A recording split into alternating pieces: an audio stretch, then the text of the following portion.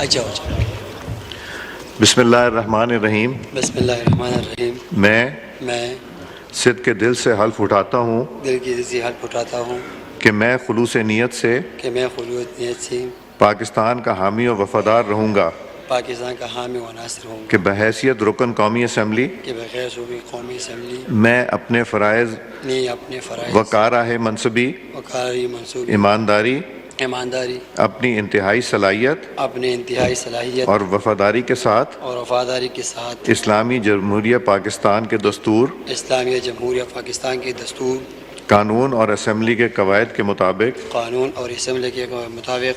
اور ہمیشہ پاکستان کی خود مختاری